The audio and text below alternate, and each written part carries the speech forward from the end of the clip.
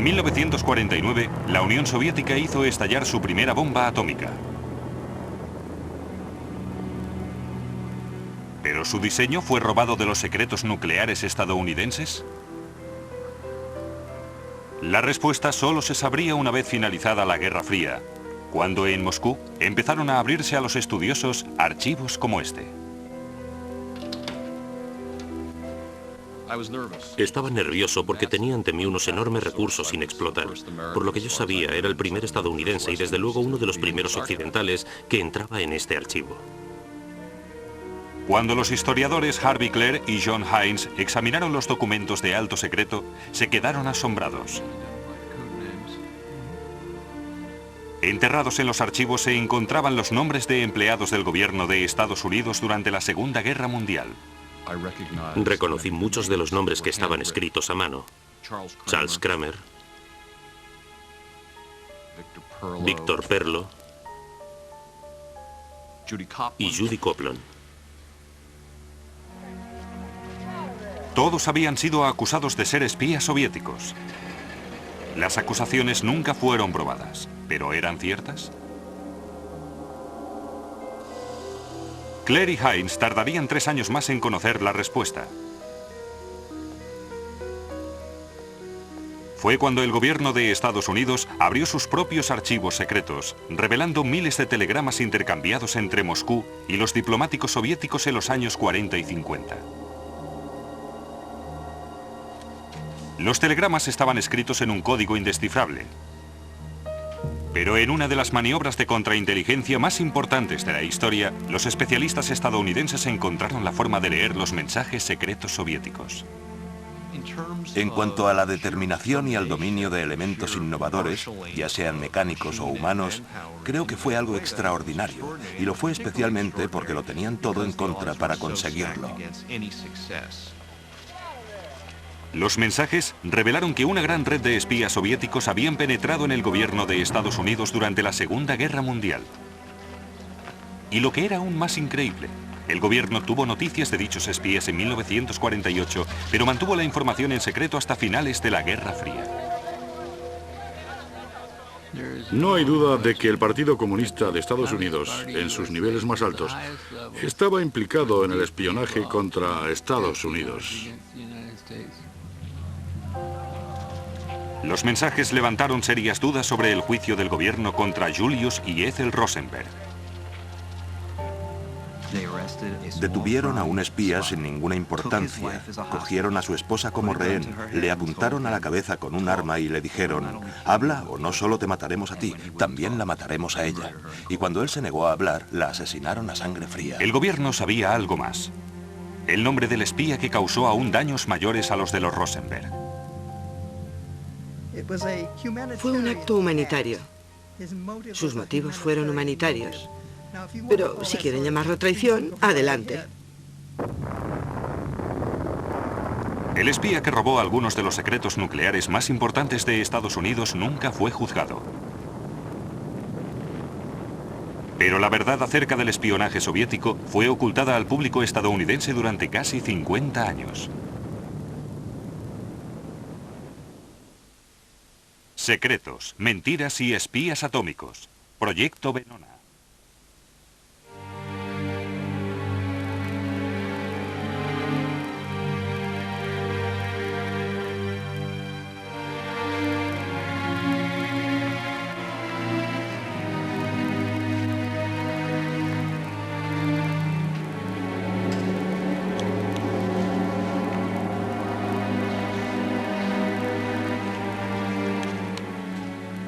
En 1943, Estados Unidos estaba en guerra.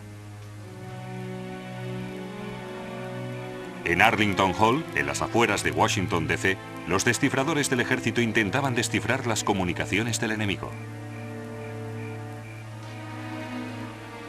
Un día recibieron una orden sorprendente: espiar al aliado de Estados Unidos, la Unión Soviética. El Estado Mayor del Ejército estaba preocupado por si Stalin llegaba a un acuerdo con Hitler para salir de la guerra. Así que queríamos encontrar alguna prueba de ello en las comunicaciones diplomáticas soviéticas.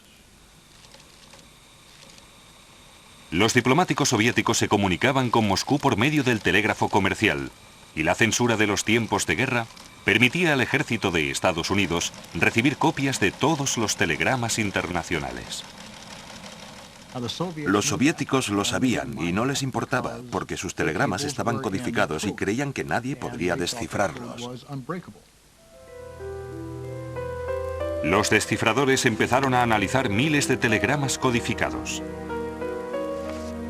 Estos telegramas son reconstrucciones basadas en las investigaciones de los estudiosos. Los telegramas originales siguen clasificados.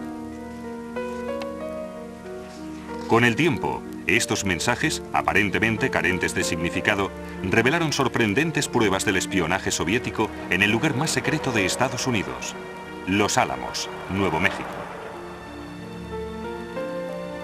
En 1942, el ejército estadounidense había elegido este lugar aislado para construir su laboratorio de armas nucleares. Querían mantener el proyecto en secreto, no solo a los enemigos de Estados Unidos, sino también a su aliado, la Unión Soviética.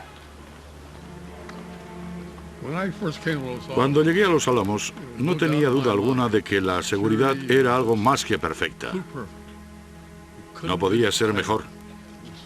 Estaba rodeado de una alambrada de espinos y había soldados en las puertas.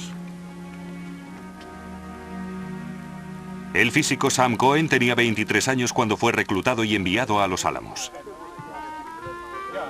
De pronto, se estaba codeando con los mejores científicos e ingenieros del mundo. Vi a 3 personas. Los miré y me quedé asombrado. Eran 3 ganadores del Premio Nobel en Física Nuclear. Y el más grande, el fantástico Niels Bohr, el padre de la física nuclear.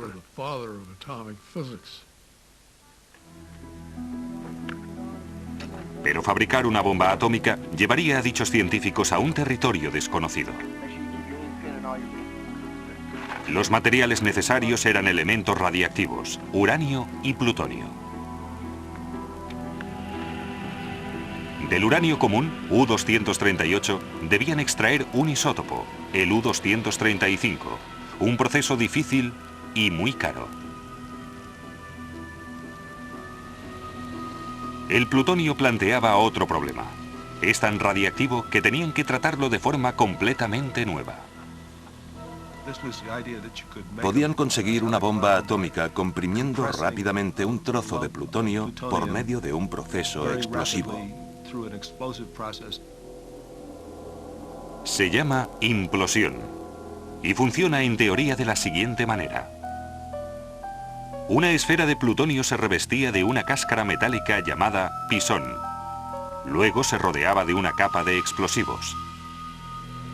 Cuando se detonaban los explosivos, las ondas de choque se desplazaban hacia el interior, comprimiendo el plutonio hasta llegar a su masa crítica. En el centro de la bomba, un pequeño artefacto llamado el iniciador despedía neutrones e iniciaba en el plutonio una reacción en cadena incontrolada. Una explosión atómica. El físico Klaus Fuchs, hijo de un pastor y refugiado de Hitler, trabajaba en la implosión. El soldado Theodor Hall fue uno de los científicos que probó la teoría. Hall trabajaba en un pequeño equipo que probaba cómo funcionaría una bomba por implosión. Conocía los diámetros exactos y las formas no solo del plutonio del núcleo, sino también de las capas de explosivos, de los pistones del exterior. Con sus 18 años, Hall era el físico más joven de Los Álamos. Ese chico era tan brillante que podía hacer más en un tiempo determinado que el 99% de los mortales.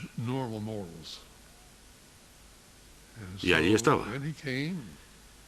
Y empezó la que considero una amistad muy cálida y satisfactoria.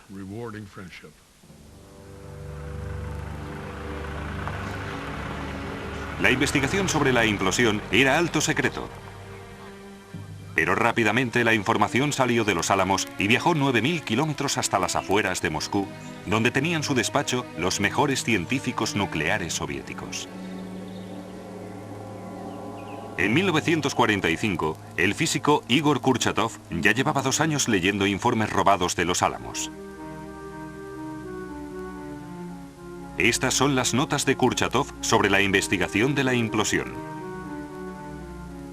La implosión era algo tan nuevo que ni siquiera había una palabra para ello en ruso. Kurchatov ordenó a los científicos soviéticos que empezaran inmediatamente a experimentar con implosiones. 4 meses después de que Kurchatov leyera el informe del KGB, la bomba atómica era probada en Alamogordo, Nuevo México. 5, 4, 3, 2, 1.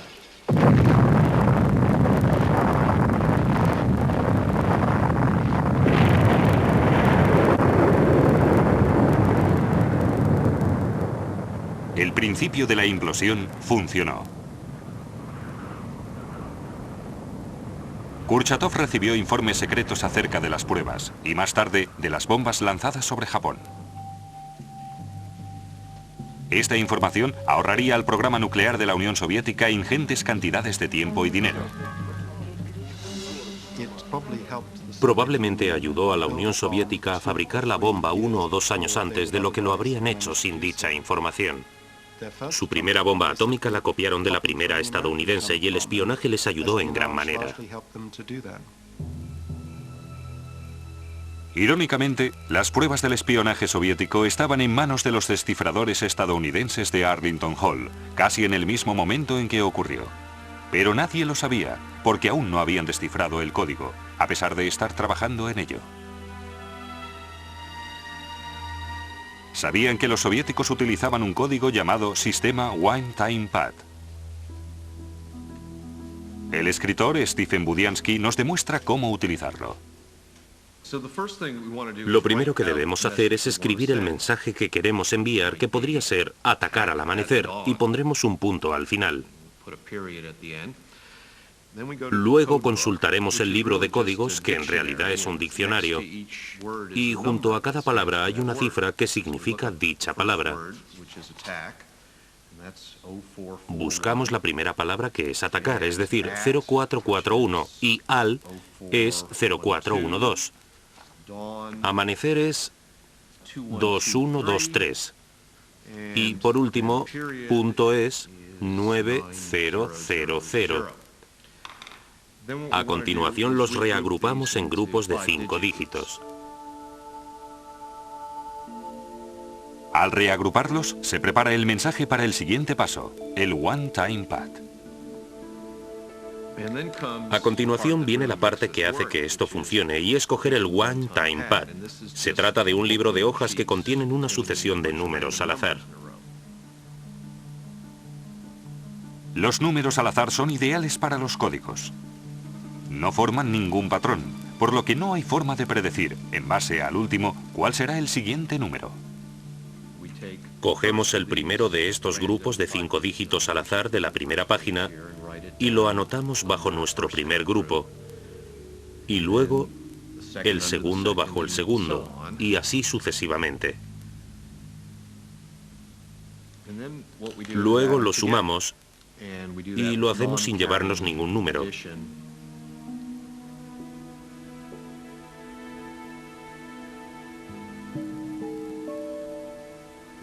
1, 7, 6, 4, 2 y 0, 0, 4, 2, 5.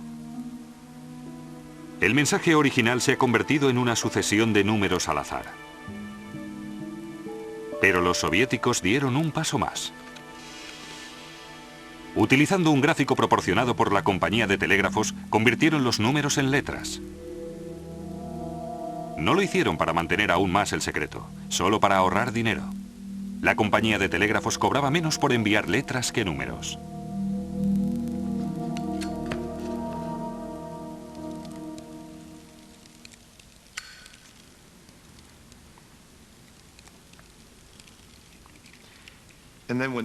Y cuando este ha desaparecido, la única otra persona que puede escribir el mensaje es el tipo que lo recibirá, que tiene una copia de este.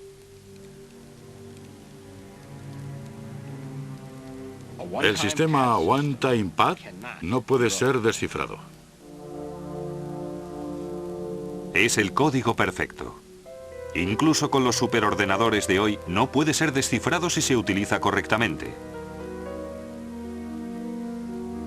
Así que los descifradores intentaron imaginar qué errores habían cometido los soviéticos. La única forma concebible de descifrar estos mensajes era si los soviéticos habían cometido un error y habían utilizado un one-time pad en más de un mensaje. Los descifradores empezaron a analizar miles de mensajes. Buscaban parejas de mensajes que tuvieran secuencias de letras idénticas en uno o más lugares. Cuantas más semejanzas se encontraran, más posibilidades tenían de que un one-time pad hubiera sido utilizado en más de una ocasión. Por lo que empezaron a buscar mensajes que tuvieran esas secuencias idénticas. Las probabilidades eran mínimas y creo que el auténtico desafío era convencerse de que merecía la pena intentarlo. En la actualidad, los ordenadores digitales pueden realizar el trabajo en unas pocas horas. Pero en aquel entonces, las tarjetas perforadas eran la tecnología más avanzada. La operadora perforaba cada mensaje, convirtiendo las letras en números, por medio de una tabla normal de telégrafos. Cada tarjeta tenía grupos de 5 dígitos y el número de identificación del mensaje. Luego, las tarjetas eran seleccionadas.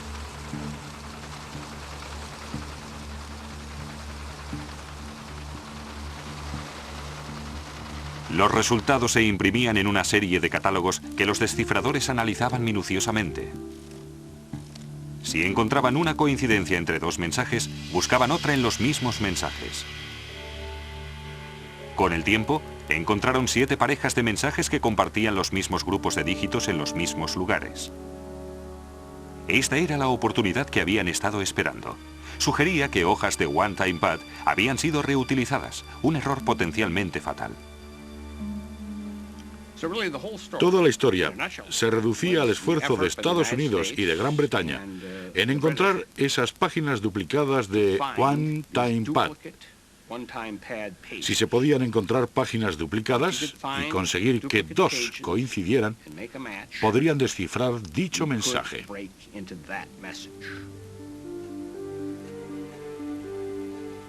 Ahora, los descifradores tenían que encontrar la palabra rusa que representaba cada grupo de dígitos y su equivalente en inglés. Intentaban reconstruir un libro de claves del KGB que nunca habían visto.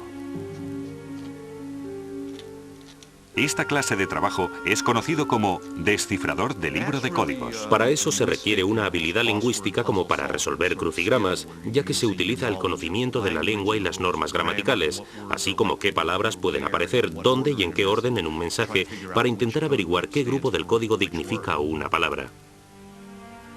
Uno de los mejores descifradores era Meredith Garner, un lingüista que dominaba 12 lenguas. Era fácil identificar algunas palabras muy corrientes, tales como preposiciones y conjunciones, que es con lo que yo empecé. 0669, por ejemplo, significaba la palabra rusa va en. Luego, en el otoño de 1946, utilizando sus conocimientos lingüísticos, Garner hizo un importante descubrimiento. Determinó el subcódigo utilizado para las letras inglesas. Eso le permitió escribir nombres propios.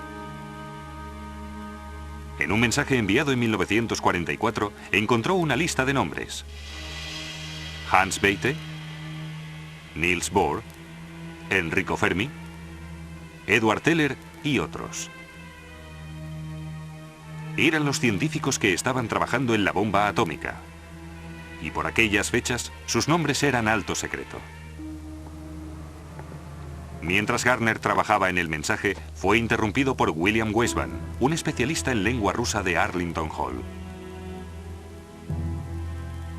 Se dedicaba a pasear y mirar por encima de mi hombro cuando estaba descifrando este mensaje. En ese momento nadie lo sabía, pero William Weisman era un espía del KGB. Más tarde se sabría cuánto había perjudicado la investigación. En Arlington Hall estaban asombrados de encontrar pruebas de espionaje atómico en los telegramas. Había que avisar al FBI. El agente Robert Lanphier fue asignado al caso y en el otoño de 1948 empezó a trabajar con Gardner.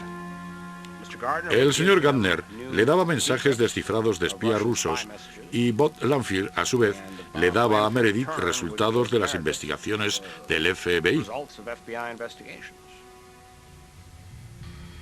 Muy pronto, la colaboración dio resultado. Con la información de Lanphier, Gardner podía descifrar más grupos de códigos y traducir secciones mayores de algunos mensajes. Descifró algunos mensajes sobre un espía con el nombre en clave de Rest. Rest había dado al KGB un informe especial sobre la separación de isótopos de uranio. Más tarde, y con el nombre en clave de Charles, pasó otros secretos atómicos. Lanphier supo por gente de Los Álamos que el informe sobre el uranio robado había sido escrito por Klaus Fuchs, el físico que había ayudado a perfeccionar la teoría de la implosión. Luego, a medida que Lanphier continuaba con sus investigaciones, las probabilidades aumentaron de forma espectacular. 3, 2, 1.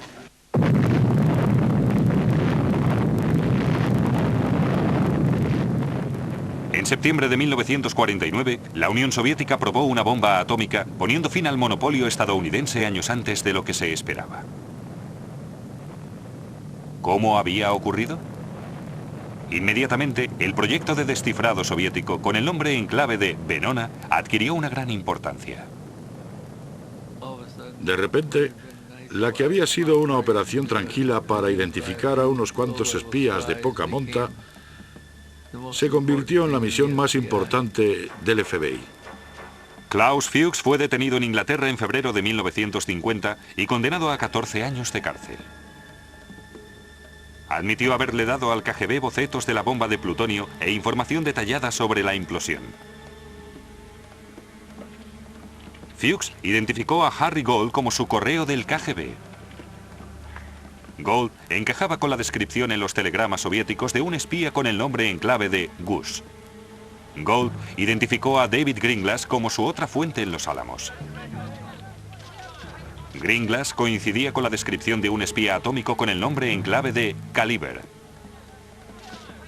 Greenglass dijo que su cuñado, Julius Rosenberg, era el espía del KGB que le había reclutado. Fue un golpe de suerte para el FBI. Rosenberg coincidía perfectamente con dos nombres en clave: Antena y Liberal. Trabajaba tanto como espía que el KGB estaba preocupado por su salud. Era el jefe de un grupo de ingenieros y científicos que proporcionaban información de armas militares de alta tecnología de ese periodo, particularmente electrónica, motores de jets y aviónica. El telegrama facilitaba pruebas para la identificación de Liberal. Su esposa se llamaba Ethel. Ambos eran compatriotas, jerga del KGB para los miembros del Partido Comunista. La cuñada de Liberal era Ruth Greenglass. Vivía en Bajo Manhattan. En el verano de 1950, el FBI detuvo a Julius y Ethel Rosenberg. El gobierno creía que deteniendo a Ethel presionaría a Julius para que confesara. El FBI era consciente de que Ethel era una figura sin importancia en el espionaje y evidentemente fue una táctica diseñada para presionar a Julius Rosenberg.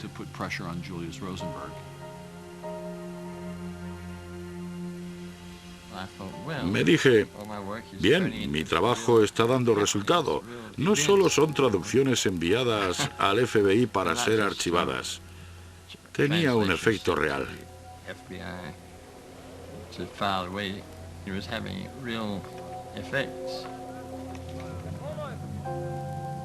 Los Rosenberg fueron acusados de conspiración para cometer espionaje. Pero en su juicio, el fiscal insinuaba que habían robado el secreto de la bomba atómica para dárselo a los soviéticos. En ningún momento se mencionó el telegrama soviético. Desde el punto de vista de la contrainteligencia, tenía lo más grande que podíamos desear al descifrar el sistema del KGB. Para mí, revelarlo habría sido un terrible error.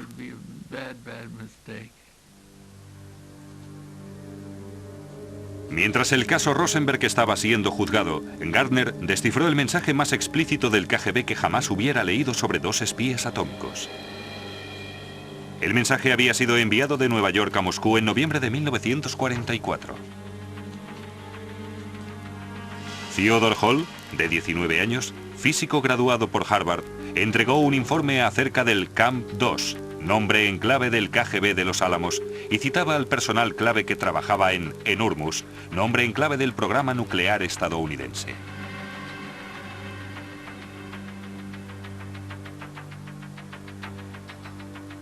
Hall tenía un amigo llamado Saville Sachs. El KGB consideró oportuno mantener un enlace con Hall por medio de Sachs. El FBI contactó con Los Álamos y averiguó que Theodore Hall había trabajado allí hasta 1946. Empezaron una búsqueda en el ámbito nacional. Los 2 sospechosos aparecieron en Chicago. Sachs conducía un taxi. Hall compartía un despacho con Edward Teller, el físico que estaba diseñando la nueva bomba de hidrógeno. La oficina del FBI de Chicago entró en acción. Tenían agentes encubiertos, vigilando a Hall y Sachs. Leyendo su correspondencia, probablemente habían pinchado el teléfono. Les seguían e intentaban conseguir la mayor información posible acerca de esos 2 hombres, ya que sospechaban que habían hecho algo, aunque no sabían qué. Pero la vigilancia no proporcionó más pruebas de espionaje. Robert McQueen, el agente del FBI al mando, solo tenía una opción. La única forma de conseguir un auto de acusación era que uno o ambos confesaran.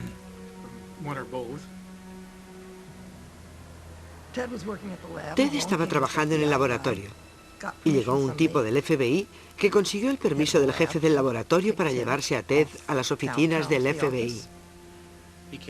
Nos acompañó sin hacer preguntas. En un coche de la agencia le llevamos a la oficina de Chicago, en la calle West Adams 105.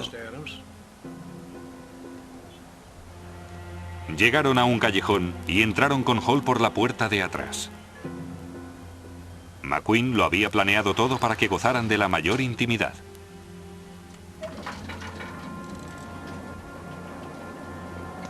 Hall no sabía que ya habían detenido a Sachs y que se encontraba en otro cuarto en el piso superior. McQueen puso a Hall en otra habitación. Yo no supe nada hasta la hora en que normalmente regresaba a casa del laboratorio.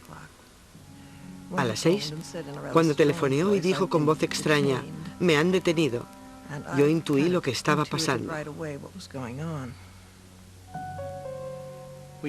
Le leímos sus derechos, por supuesto, y luego, cuando le explicamos que la razón del interrogatorio era por espionaje, se mostró de acuerdo en responder a nuestras preguntas.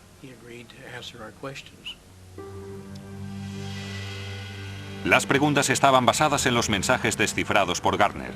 McQueen le preguntó a Hall si había conocido a Sachs en Nueva York en 1944 y si había proporcionado al KGB secretos atómicos. Si a Hall le sorprendió la pregunta, no lo demostró. Estaba muy tranquilo. Es evidente que era un joven muy valiente. Seguía siendo un joven. Hall lo negó todo. Pero Sachs admitió que era posible que hubiera conocido a Hall en Nueva York. Sachs daba la impresión de ser un chico desaliñado, torpe, y dijo, no estoy seguro, aunque es probable que en algún momento viera a Ted, pero ya saben, y negó cualquier complicidad en cualquier cosa relacionada con el espionaje. Tras casi 3 horas, McQueen no había conseguido que ninguno de los hombres confesara. Pero no estaba dispuesto a rendirse. Le dijo a Hall que volviera el lunes para seguir interrogándole. Sachs nos dio permiso para registrar su casa, cosa que hicimos. No encontramos nada que nos ayudara en la acusación. Hall se negó a darnos permiso para que registráramos su casa. Cuando Hall llegó a casa esa noche, él y Joan se pusieron a trabajar. Cogimos todas las cosas relacionadas con la izquierda, las metimos en cajas y las llevamos al coche. Y a Ruthie le pusimos su mono para la nieve. Tenía poco más de 1 año. La pusimos en el asiento del coche, Subimos y condujimos hasta el puente que cruza el canal de drenaje de Chicago. Lo tiramos todo al canal. Cuando el lunes por la mañana Hall salió para ir a la oficina del FBI, Joan temía que acabara en la cárcel. Pero McQueen no tenía pruebas suficientes para detenerle. Los interrogatorios no proporcionaron ninguna información que pudiéramos llevar al fiscal de Estados Unidos para que le acusara. Según el informe oficial del FBI, Hall se negó a responder a más preguntas y el interrogatorio acabó tranquilamente. Pero no es eso lo que recuerda Joan Hall. Supongo que fue McQueen quien dijo, vamos a encerrarle ahora mismo. En ese momento, Ted cogió su abrigo y me dijo, salí de la sala, llegué al pasillo, me siguieron, pulsé el botón del ascensor. Llegó entré, no me siguieron, nada de eso. El ascensor descendió hasta la planta baja, salí del edificio. Estaba en la calle y no me habían seguido. Me llamó inmediatamente después y vino a casa.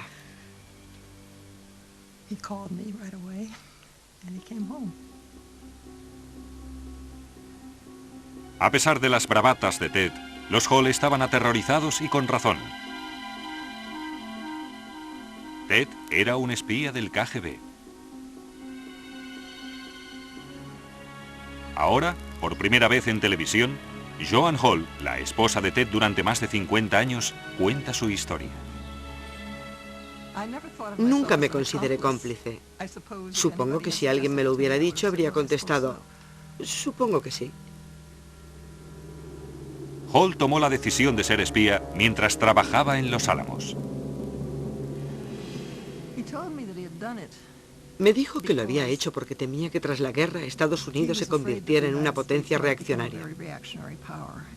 Esas fueron sus palabras. Y eso le daría a la Unión Soviética una mejor oportunidad de defenderse.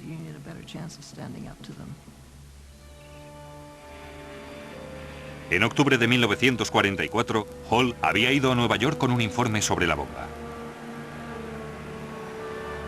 Se encontró con su excompañero de habitación de Harvard, Sybil Sachs. Sachs había crecido en una cerrada comunidad de rusos judíos emigrantes. Tendían a mostrarse muy suspicaces de la sociedad estadounidense en general. En nuestra comunidad, el comunismo era una especie de sustituto del judaísmo. Idealizaban a Rusia.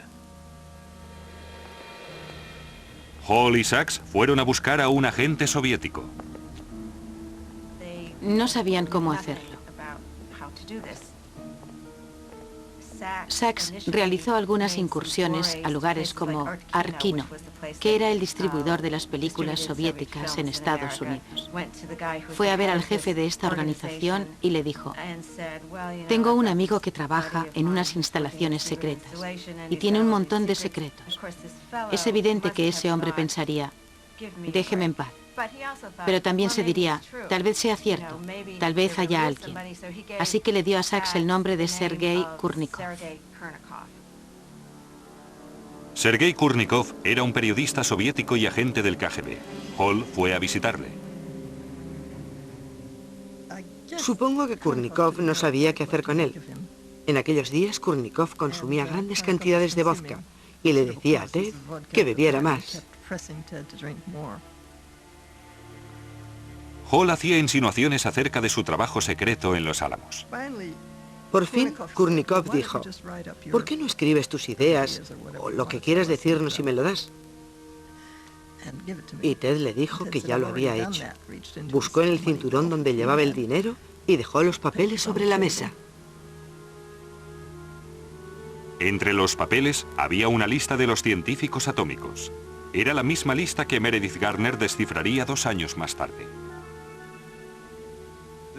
Tal vez esta fuera la primera revelación sólida de que en Nuevo México había un campamento en el que los mejores científicos del mundo estaban fabricando un arma secreta. Tras la vuelta de Hall a Los Álamos desde Nueva York, continuó enviando secretos atómicos al KGB vía Sybil Sachs y otros correos. Fue el primero en pasar a los soviéticos información sobre cómo funcionaba el principio de la implosión. Más tarde, en el verano de 1945, tras la explosión de la bomba, facilitó información que les permitió visualizar cómo debían construirse las distintas capas del interior de una bomba atómica. Los métodos de espionaje de Hall eran propios de un aficionado, pero eficaces. Utilizaba leche como tinta invisible para copiar ecuaciones clasificadas en el borde de un periódico que enviaba a Saville Sachs en Nueva York, quien lo llevaba al consulado soviético.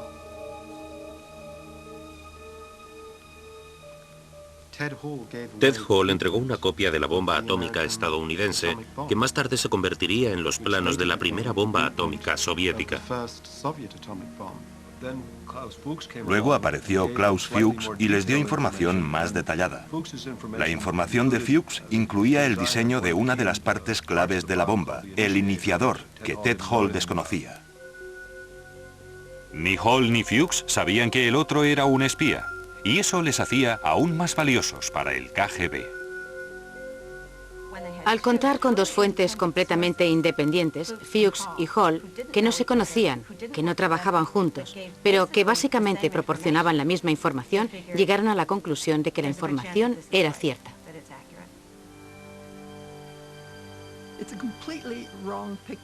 Es una barbaridad suponer que Ted obedecía órdenes. Lo hizo por iniciativa propia. No fue reclutado ni involucrado por otra persona. Cuando en 1947 Ted Hall se casó con Joan Krakower en Chicago, le prometió que sus días de espía habían terminado. Pero en menos de un año volvía a espiar para el KGB, incluso reclutando a otros científicos. En 1951, después de que el FBI hubiera interrogado a Hall, interrogaron a sus colegas de Los Álamos. Ese agente entró en mi despacho y empezó a hacerme preguntas acerca de Ted Hall. Pregunta tras pregunta. Y eran... ¿qué clase de hombre es? Y la respuesta era... un tipo curioso. No se me ocurrió pensar que Ted pudiera ser un espía.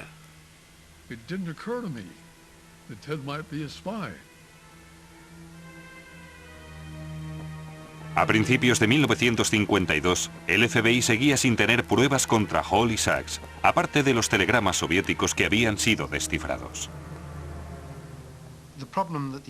El problema del FBI era que a pesar de tener pruebas contra Ted Hall y otros en la forma de códigos descifrados, no podían utilizarlas ante el tribunal, porque revelarían que habían logrado descifrar el código soviético. El FBI aparcó el caso de Hall y Sachs. Pero proteger el secreto de que habían descifrado los códigos Venona no fue la única razón de que no fueran presentados ante el tribunal. Habría sido muy difícil utilizar el material Venona en los tribunales. ¿Cómo podían presentarlo? ¿Cómo podían demostrar que esos números al azar que los soviéticos enviaban codificados por el teléfono de la Western Union, que 2347 era Ted Hall? Habría sido muy difícil demostrarlo legalmente. Mientras los Rosenberg inspiraban una campaña de ámbito mundial pidiendo clemencia, a Hall se le ocurrió un plan para salvarlos. Pensó que si confesaba lo que había hecho, diciendo que él había hecho más que ellos, eso disminuiría la presión a que estaban sometidos. Yo le dije que era una locura, que no les haría ningún favor y que nos arruinaría a nosotros.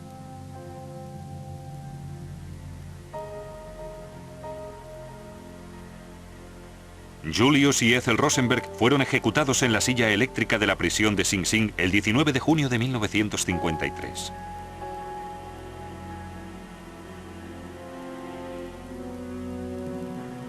Robert Lanphier, del FBI, había apoyado la pena de muerte para Julius, pero no para Ethel. Yo escribí el memorándum para que lo firmara J. Edward Hoover, y en él me oponía a la ejecución de Ethel en base a dos hechos. Uno, que las pruebas presentadas en el juicio no bastaban para justificar su ejecución. Y dos, que era la madre de 2 niños pequeños.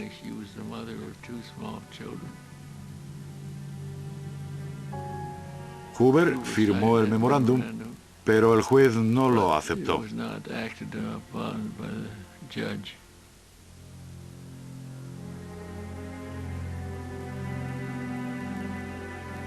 Debido a que los telegramas soviéticos no habían sido presentados ante el tribunal, ni el juez ni el jurado habían leído el mensaje del KGB descifrado por Gardner que indicaba que Ethel no era un espía, al contrario que Julius. Conoce el trabajo de su marido, dice, pero en vista de su delicado estado de salud, no trabaja. Como Gardner declaró, la palabra trabajo en la jerga del KGB significaba espionaje, lo que explicaría que Ethel nunca tuviera un nombre en clave. La asesinaron a sangre fría. Cuando Estados Unidos lo admita, estaré más que dispuesto a admitir que tal vez Venona había identificado la implicación de mi padre en algún tipo de actividad del KGB.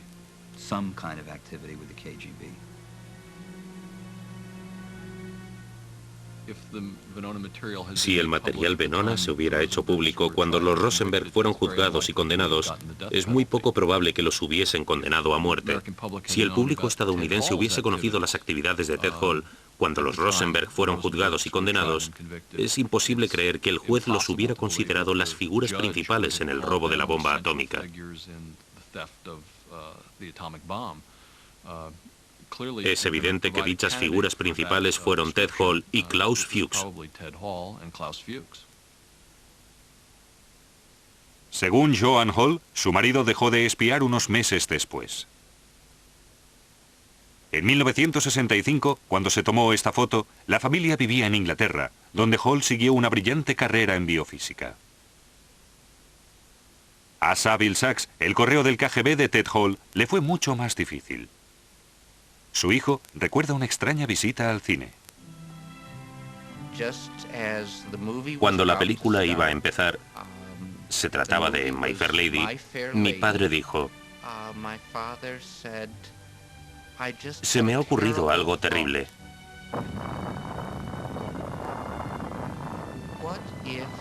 ¿Y si ahora mismo cayera sobre Chicago una bomba atómica y toda esa gente quedara encerrada en este cine?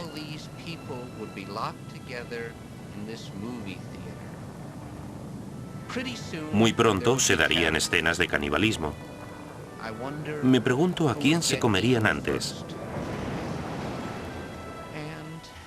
Luego empezó la película y yo le miré y parecía estar sumido en profundos pensamientos.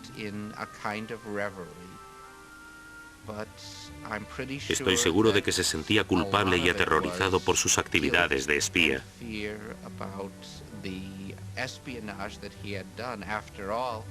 La bomba que él les entregó, de ser utilizada, lo sería contra nosotros. Saville Sachs murió en 1980. En 1997, 2 años antes de que Ted Hall muriera de cáncer, defendió sus acciones en Los Álamos ante un grupo de eruditos. Me parecía importante que alguien se lo dijera a Stalin, como usted acaba de decir, y que era mejor que lo supiera lo antes posible para que no fuera una amenaza, sino un medio para abrir un camino hacia un mundo mejor y más armónico.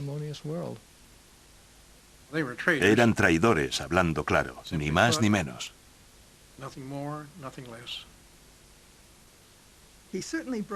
No hay duda de que quebrantó la ley.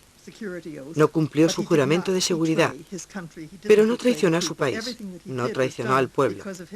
Todo lo que hizo estuvo motivado por su preocupación por la gente. Fue un acto humanitario. Sus motivos eran humanitarios. Si quieren considerarlo traición, adelante. ¿Qué deberían haber hecho con Ted Hall? Fusilarle. Era un militar. Era un soldado del ejército de los Estados Unidos. Estaba sujeto No a la ley civil, sino a la ley militar. La ley militar dice que los traidores deben ser ejecutados.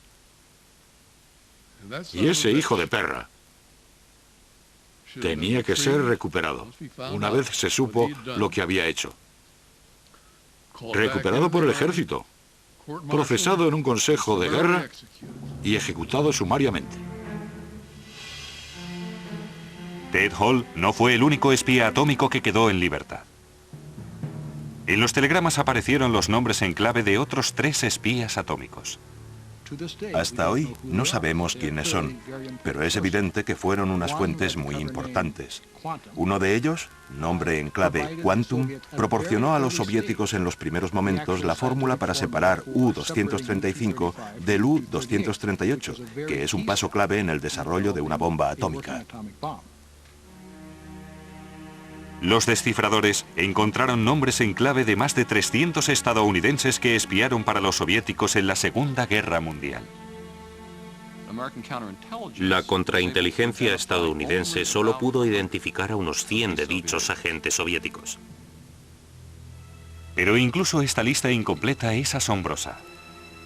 Harry Dexter White, secretario adjunto del Tesoro, nombre en clave Lawyer. Larry Dogan, jefe de la división de los republicanos estadounidenses en el Departamento de Estado, nombre en clave Prince. Y Lockheed Curry, ayudante administrativo del presidente Roosevelt, nombre en clave Page. No había una sola agencia del gobierno estadounidense en la que los soviéticos no se hubieran infiltrado, desde la OSS, la antecesora de la CIA, hasta los departamentos de justicia, del Tesoro, de Estado, así como todas las agencias de defensa en tiempos de guerra. Venona también ayudó a confirmar el caso de Alger Hiss, el oficial del Departamento de Estado acusado de espionaje. Hay un mensaje de Venona en el que se cita a un agente con el nombre en clave de Ales. En el mensaje se dan algunos detalles acerca de Ales, y dichos detalles concuerdan con Alger Hiss y nadie más. El FBI creía que Ales era Alger Hiss. Y documentos de los archivos soviéticos que han sido consultados en la última década no dejan lugar a dudas de que Alger Hiss era agente soviético.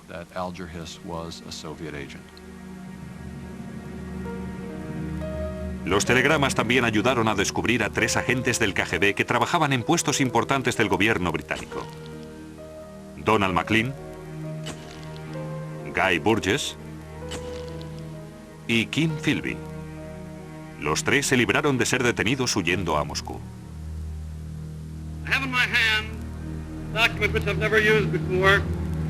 Irónicamente, no hay pruebas de que el senador Joseph McCarthy, que señaló a cientos de personas inocentes como espías soviéticos, tuviera noticia del proyecto Venona. De haber tenido idea de que estábamos descifrando mensajes de la inteligencia soviética, lo habría hecho público. Si McCarthy se hubiera enterado por la mañana de la existencia de una operación de descifrado que desenmascaraba espías soviéticos, habría dado una conferencia de prensa para anunciarlo.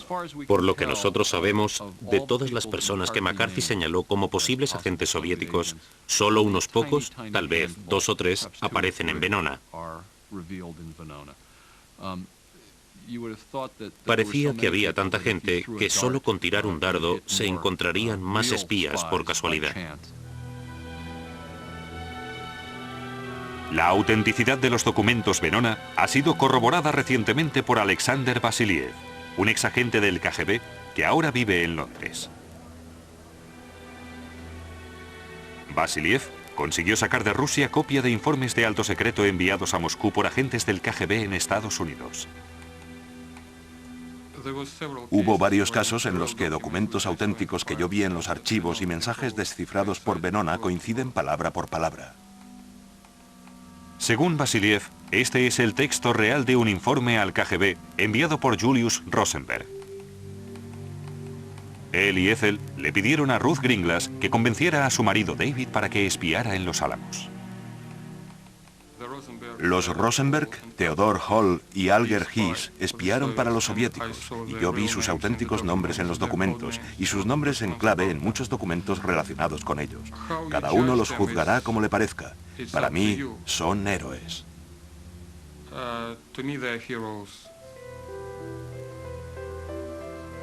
El proyecto Venona siguió hasta 1980. Solo los mensajes que utilizaron más de una vez hojas de One Time Pad pudieron descifrarse, menos del 1% del total. Ningún mensaje enviado después de 1948 pudo ser descifrado. Los descifradores habían sido traicionados por uno de los suyos. A partir de 1948 y durante unos 6 meses, todos los sistemas criptográficos soviéticos cayeron en el silencio y Estados Unidos ya no pudo leer ningún mensaje soviético cifrado.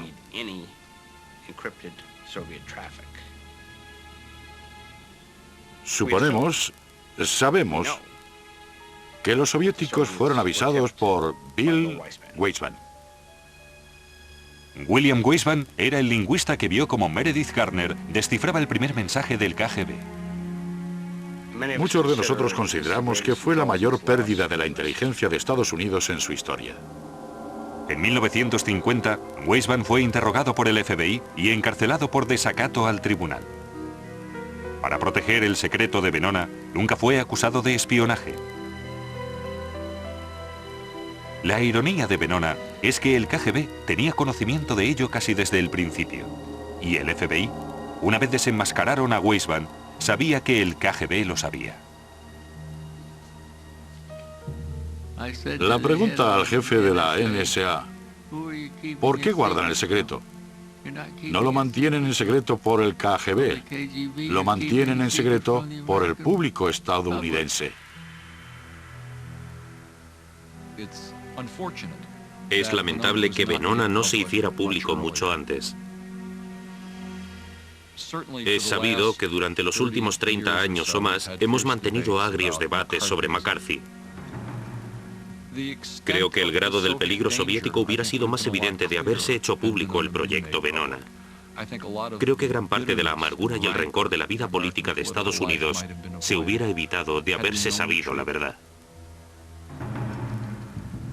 Más allá de sus revelaciones, Venona plantea importantes cuestiones del valor y el peligro del secretismo en una sociedad democrática. Pero fundamental e innegablemente fue un triunfo del descifrado de códigos jamás igualado ni superado.